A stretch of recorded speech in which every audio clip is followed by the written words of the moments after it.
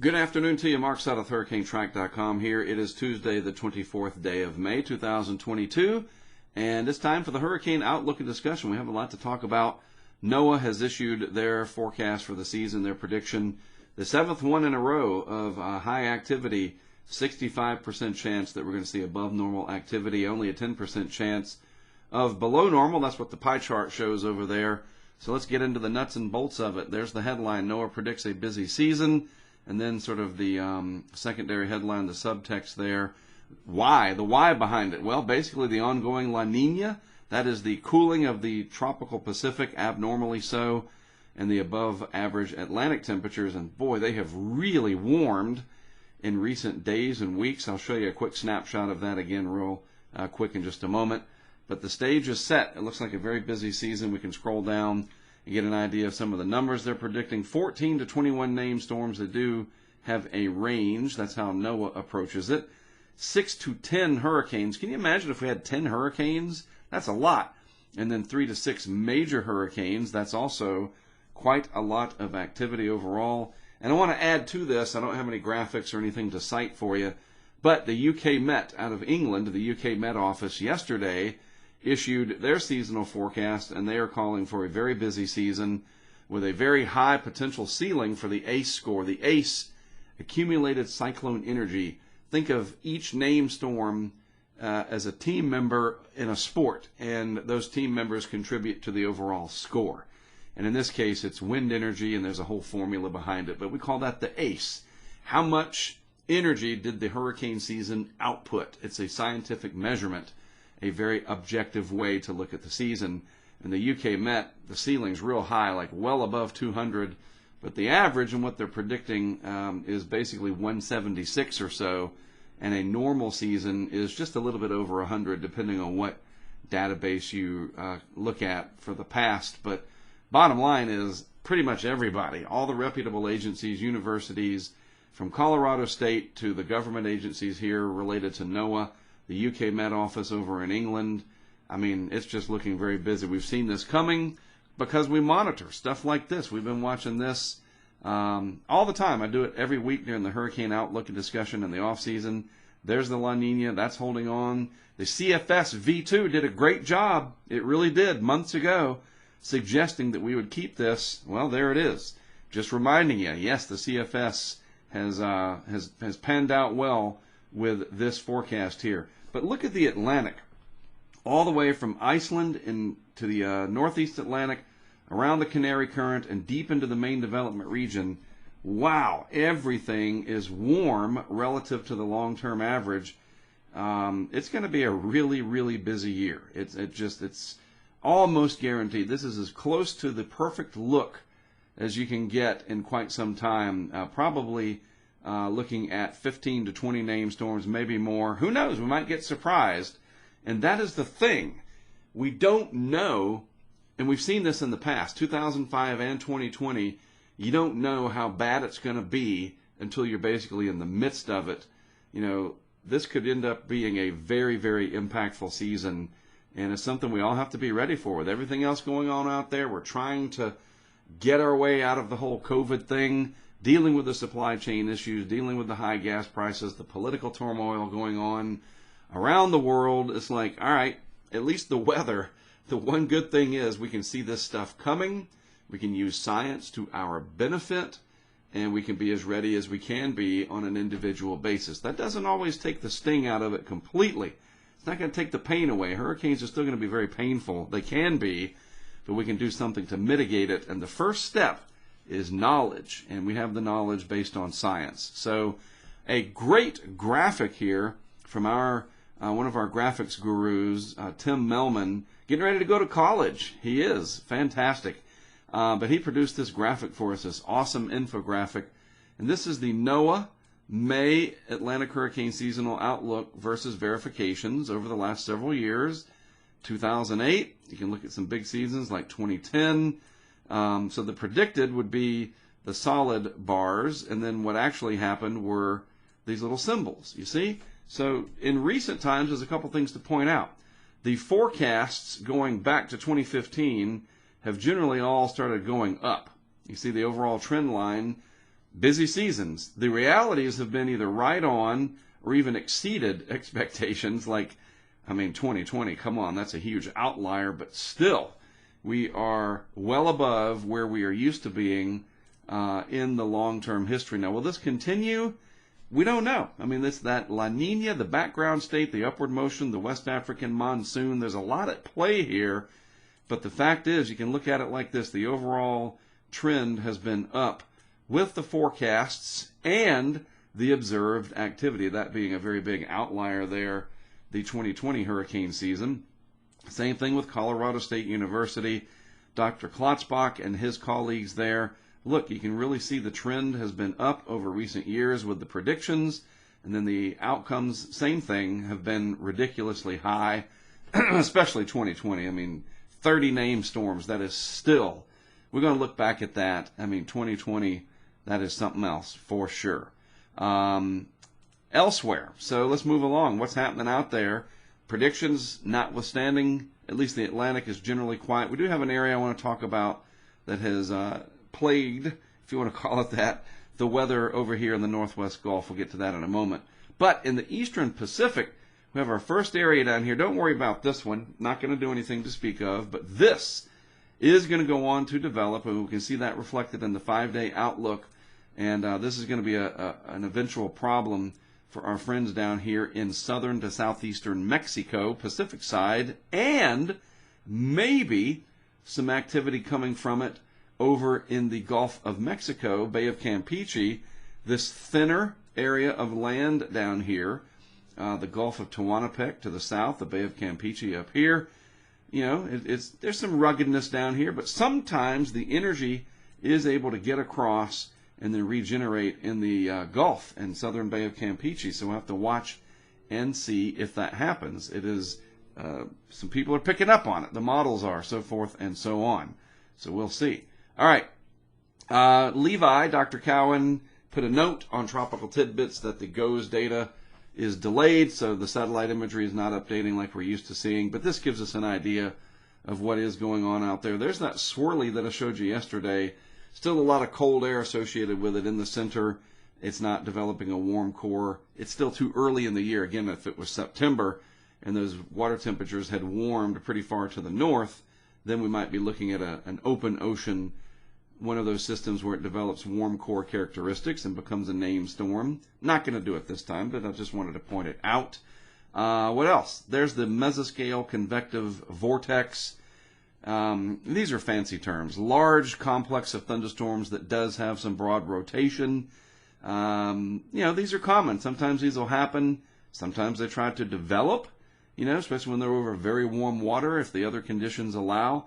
And I'll show you a radar animation of this system in just a second. And an awesome tweet from Storm Chaser Nick, too, as well. This one, don't worry about it. We can just exit out. I don't think it's going to be of concern. But the models are all over this disturbance here. As innocuous as it looks today, this will go on to develop and then eventually impact our friends down here somewhere in Mexico. And then, like I said, maybe in the southern Bay of Campeche after that. So here's the tweet. This is great, Storm Chaser Nick. I love it. That's pretty much it. People were wondering down there, huh? And just whatever voice inside your head comes from seeing this radar scope Keanu Reeves meme, right? It is kind of interesting, isn't it? That is Keanu Reeves, isn't it? I think it is. Yes, from Bill and Ted or something, right? I'm probably going to get blasted in the comments. But, what the heck is that? Well, we can see the vorticity, not much. There it is right there. It's a very small little piece of energy down there, a little mesoscale convective complex. And that's just, a fancy way of saying, dude, large cluster of thunderstorms moved into the Gulf. That's what it was. It was a large cluster, and just the way the Earth works, once in a while, these large clusters, but they're not like gigantic scale. So the mesoscale means that it's relatively small. And the convective part, again, is thunderstorms, upward motion, and, complex is like a grouping. Sometimes it changes the word complex, and you can change it to vortex. MCV, mesoscale convective vortex, that it starts to spin. Because as the wind moves on our planet, because of the Coriolis force, it does tend to deflect. Even in the smallest of instances, you see those little dust devils in the corners of buildings and open fields, whatever. That's just the beauty of fluid dynamics and physics on our wonderful planet and other planets too.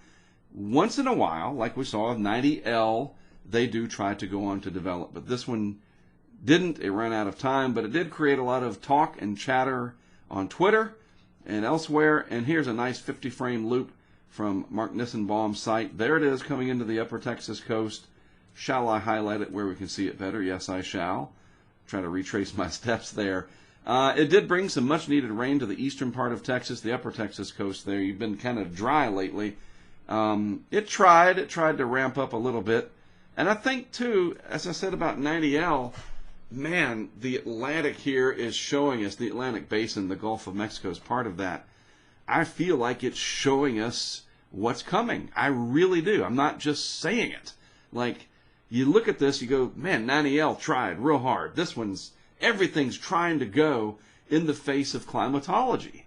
Imagine when we get a situation or a period of time when everything lines up. Climatology, the upward motion is there, what we call these Kelvin waves that move through, the Madden-Julian oscillation. Again, the simple way to put it, the window's kind of a little bit open right now. Imagine when it opens all the way. When that window of opportunity is fully there, we're going to see a lot of action. I think short-fused, couple days notice at best, ramping up right before landfall. I don't see any reason why that's going to quit. We've seen that these last several years, and that is concerning. It is, because we don't have as much time. These can be big rainmakers, they can be troublemakers, and when they develop, they can bring surge and other impacts as well. So when could this be happening? Well, Andy, we talk about Andy a lot down at HRD, University of Miami, so forth and so on, that he's starting to take some interest. And by the way, bring me back for a second, Andy and his colleagues, they have these map discussions at HRD and the National Hurricane Center. They do the same thing. Sometimes they collaborate together. I have been in on those map discussions in the past, and they're looking at stuff. They're not just sitting around twiddling their thumbs. I wonder what people are saying on Twitter. You know, they go and they have their own discussions. They see what other people are saying too, but they try to isolate themselves from that and develop their own conclusions using these tools. And I'm telling you, they are seeing what's coming. So the first 10 days of June, the GAEFS, that's the Ensemble Forecast System, and the EPS, that's the Ensemble Prediction System, that's the GFS and the Euro, have a lot of members with tropical cyclones by days 8 and 9. And there it is. I know you're like, what are we looking at? Trust me, this is the signal that we look for to see if there's going to be development potential. And there, we can't see that at all. There it is. That's where the development potential is the greatest. Our system comes out of the Pacific. Maybe it gets up into here. Maybe something off the southeast coast. The season is trying to get going as soon as it can. Interestingly enough, the Euro and its ensembles really lighten things up in the southwest part of the Gulf of Mexico, Bay of Campeche region. And we can see the upward motion chart here on the Hofmuller diagram. What are we looking at? How do I explain this the best? This is where we're talking, right through here. And then these greens, these are your favorable chances. When you see these colors here, the oranges and reds, typically not favorable. So right now, not very favorable. But out in time, this window right through here, specifically this, translates to this area down here, when June 1st through the 11th or so, green across the board, across this geographic area. That's what that translates to. It's almost like a film roll. Like if you advanced it forward, you'd move that out into time, and it would be over the geographic area that you're interested in. You know, and for us, mostly in the Western Hemisphere here, that green area starts to set up shop. Rising air, that's what that shows, generally speaking, at the first part of June for about a 10-day window. So the first window of opportunity, that's it. That's when it could be coming. Why do I have that up? Well, it's because I was trying to get a graphic. Severe weather. Let's talk about this real quick because it is still severe weather season, of course. Today, our friends in the Lone Star State, you're under the most, risk, you would say. I would say, they would say, whoever. from thunderstorms, tornado risk, 5%. And by the way, how about that tornado yesterday? Can't remember exactly where it was located, sorry, but you saw the pictures of it. It was a very dusty, large tornado, pretty incredible footage and still pictures, you name it, down in Texas. Even on these days where you don't have a moderate or high, you end up with these spectacular events. As long as they stay out in the open and don't affect humans or animals, I guess everybody can be in awe and not be besmirched for enjoying the weather. You know, that's the conflict, isn't it, right? The weather is amazing, but when it gets out of control, you don't want to be too excited about it. But nonetheless, this is the threat today. 5%, you know, again, that's not zero, so please pay attention to that along the I-20 corridor. Weatherford, Dallas, Fort Worth, you know, all points west, Abilene, towards just a little bit, not quite to Midland, Odessa, but close enough. You're in the 2% area, so do pay attention. Wind, yeah, that could be a real problem if you're flying into DFW or Love Field. Yikes, some of those flights could be delayed. And then the hail threat, again, if I could only teleport from right here and go right out there and set up some of our equipment. There's so much, this is just a side note, a lot of interest I've got in especially hail. How hail does what it does, how it reacts to or impacts, and I don't even mean to sound like I'm trying to make a pun, impact, right? I'm not making a funny on purpose. Seriously, there's a lot to learn from some of this stuff, and I think using high resolution, high frame rate photography could help. And we'll get more into that later. But I wish I could just teleport out to that 30% and then the significant area. I think that's what that black is, right? And be there. Not in the hailstorm itself. That's what the equipment will be for. I don't have much use for baseball-sized hail on my vehicle. Sorry. Maybe if someone gave me one and put some bulletproof glass, that stuff gets scary. You ever been in something like that? It's loud. I know Reed Timmer doesn't mind it, but anyway.